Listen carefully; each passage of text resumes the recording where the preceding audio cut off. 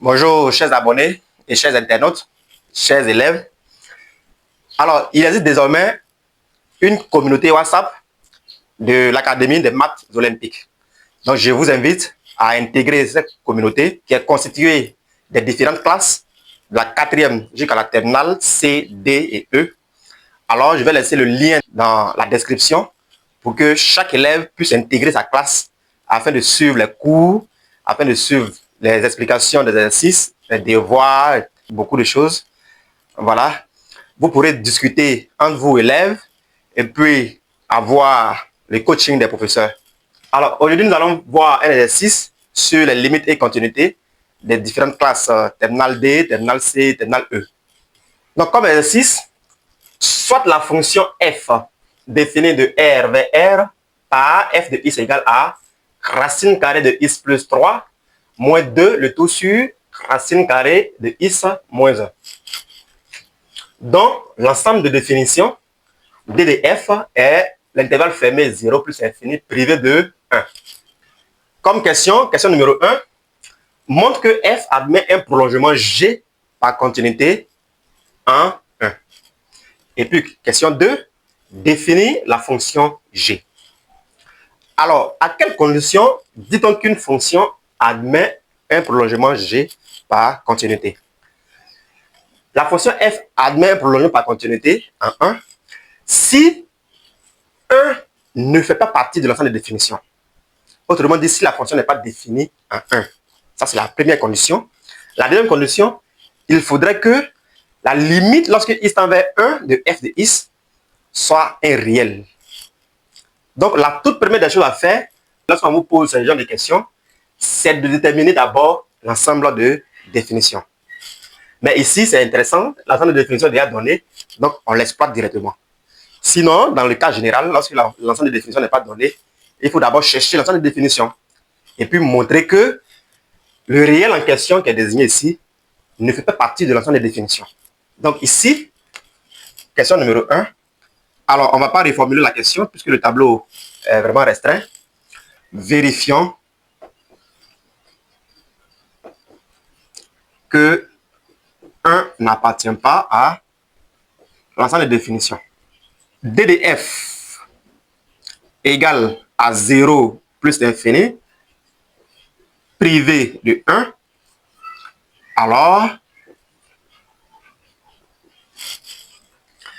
1 n'appartient pas à D de f. Deuxième étape, on va calculer la limite lorsque x tend vers 1 de f de x. Si cette limite est finie, alors on pourra dire que, avec les deux étapes réunies, on pourra dire bien sûr que la fonction f admet un prolongement g par continuité en 1. Dire que la limite est finie, ça veut dire que ça ne donne ni moins l'infini, ni plus l'infini.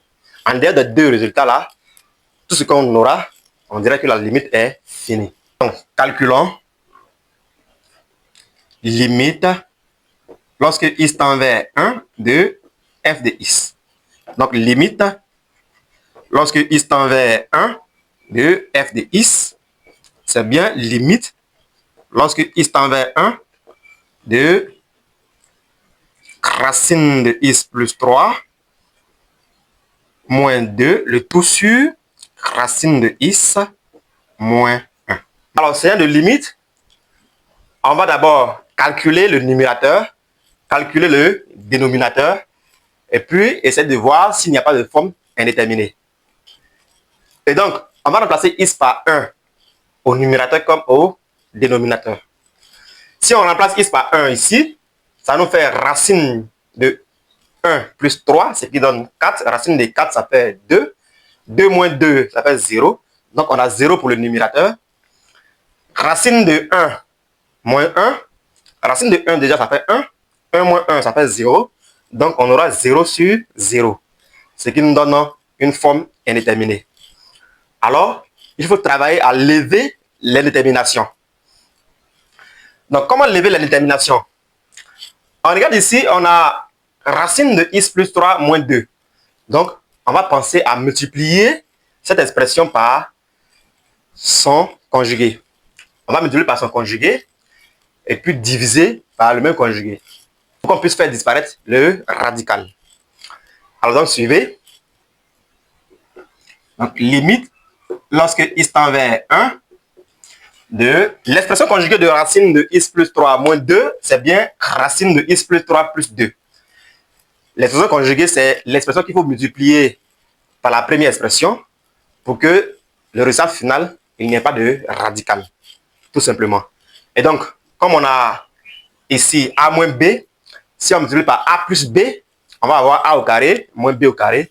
Et le a au carré nous donne une expression qui ne contient pas de radical. Racine de x plus 3 moins 2 facteur de racine de x plus 3 plus 2. Le tout sur... On a donc racine de x plus 3 moins 2 facteur de racine de x plus 3 plus 2. Le tout sur racine de x moins 1 facteur de racine de x plus 3 plus 2. Alors le numérateur nous donne a au carré moins b au carré. C'est une identité remarquable qu'on connaît bien. Donc ça fait tout ça au carré moins 2 au carré. Donc limite, lorsque x tend vers 1, on obtient donc racine de x plus 3 le tout au carré moins 2 au carré, le tout sur le dénominateur qui est... Ceci nous donne x plus 3 et là ça fait moins 4. Donc on a limite lorsque x tend vers 1 de x plus 3 moins 4. Le tout sur ce qui donne encore limite lorsque x tend vers 1 de x moins 1. L'objectif, c'est de lever les déterminations. Comme on sait qu'en remplaçant x par 1, l'expression du numérateur donne 0. Celle du dénominateur donne 0 également. Donc, il nous faut simplifier ce qui nous donne 0. Alors, ici, on a x moins 1, racine de x moins 1. Mais on ne peut pas simplifier puisque ce n'est pas la même expression. Et donc, il faut travailler à avoir la même expression au numérateur comme au dénominateur. On va multiplier ici par l'expression conjuguée, également le numérateur par la même expression conjuguée. Alors, qu'est-ce qu'on obtient?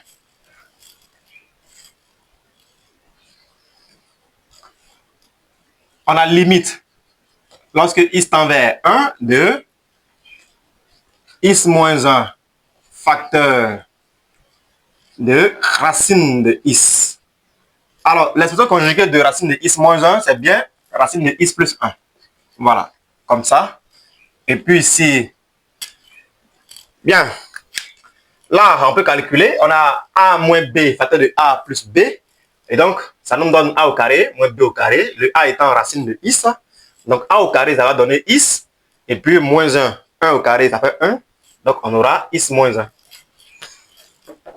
Alors, on a limite. Lorsque x tend vers 1, de... Alors là, maintenant, on a un facteur commun. On a x moins 1, qui est facteur commun du numérateur et du dénominateur. Alors, on pourra simplifier. Donc, si on simplifie, on obtient bien limite lorsque x tend vers 1 de racine de x plus 1, le tout sur racine de x plus 3 plus 2. Voilà. Je sais que toi aussi, tu t'es déjà posé la question, mais pourquoi on peut simplifier x moins 1? Pourquoi on peut simplifier par x moins 1? Alors que si on remplace x par 1, on obtient 0. Eh bien, c'est pour juste te dire que limite, lorsque x tend vers 1, de x moins 1 sur x moins 1 est bien différent de 0 sur 0. Limite, lorsque x tend vers 1, de x moins 1 sur x moins 1 est différente de 0 sur 0. Pourquoi? Ici, x tend vers 1. Ça veut dire que x n'est pas égal à 1. X tend vers 1. Donc, x, ça peut être 0,99999. Ou encore, x peut être par valeur supérieure, bien sûr. Ça, c'est par valeur inférieure. la valeur supérieure, is peut être 1,0000001. Voilà, ainsi de suite. Et donc, si on remplace ici, ce résultat-là, ça donne quasiment 1. Donc ici, on obtient 1. Par contre, là, c'est indéterminé. On ne divise aucun nombre par 0, y compris 0 lui-même. Donc, les deux expressions sont différentes. Voilà pourquoi ici, on peut simplifier. Par contre, si c'était un résultat final et qu'il fallait remplacer is par 1, alors le calcul est impossible. Si c'était un résultat final et qu'il faut remplacer is par 1, alors dans ce cas-là, on ne peut pas effectuer le calcul. Mais étant donné que c'est la limite qu'on est en train de calculer, la limite, on peut simplifier parce que is ne vaut pas 1 en réalité. Et donc ici, comme l'indétermination est élevée, alors on peut remplacer is par 1, ici également. Racine de 1 plus 1, racine de 1 ça fait 1, 1 plus 1 ça fait 2, donc on obtient 2 pour le numérateur. Ici, 1 plus 3 ça fait 4, racine de 4 ça fait 2, 2 plus 2 ça fait 4. Là on peut simplifier par 2, alors on obtient 1 demi. Donc ce qui veut dire que limite, lorsque is tend vers 1, de f de is, c'est bien 1 demi. Donc, je résume pour dire que là, on a vu que 1 n'appartient pas à l'ensemble de définitions d de f. 2, limite lorsque is tend vers ce nombre qui n'appartient pas à l'ensemble de définitions là, hein, de f de is, la limite vaut 1 demi. Voilà. Donc, les deux conditions réunies suffisent pour dire que cette fonction f là est prolongeable par continuité en 1. Et donc, on peut définir ce prolongement là. Il faut comprendre que le prolongement, c'est aussi une fonction.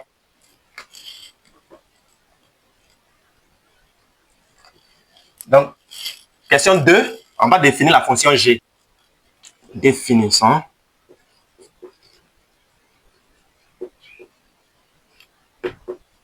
la fonction g. Lorsque la fonction f est prolongeable par continuité en a, pour définir ce prolongement par continuité, si on l'appelle g, cette fonction, g est définie comme suit. G de is égale à f de is. Si is appartient à l'ensemble de définition de la fonction f, maintenant, g de l'élément qui n'appartient pas à l'ensemble de définition là, g de a, c'est bien la limite lorsque is tend vers a de f de is qu'on a calculé. Et donc, on met L ici. Ça veut dire que cette expression, la fonction g là, n'est pas valable pour is égale à a. Et donc, pour avoir l'image de a par la fonction g, il faut donc tenir compte de la limite lorsque is tend vers a de f de is. C'est cette limite-là qui est en réalité l'image de a par la fonction g. Voilà. Et donc, on va dire ici, g,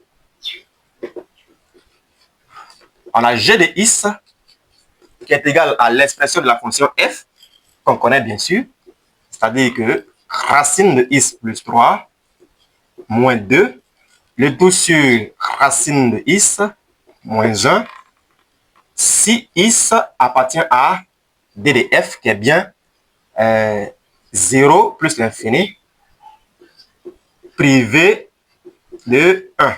Puisque 1 n'est pas pris en compte ici, alors il faut déterminer l'image de 1 par la fonction g qui est bien la limite qui est ici, 1 demi. Alors, je pense que toutes vos inquiétudes au niveau du prolongement par continuité d'une fonction en un réel a sont levées. Alors, je vous invite à intégrer la communauté, à intégrer vos différentes classes pour qu'on puisse poursuivre les cours, les explications des exercices, les devoirs, les examens. Ça vous fera beaucoup de bien. Sur ce, à tout à l'heure. Merci.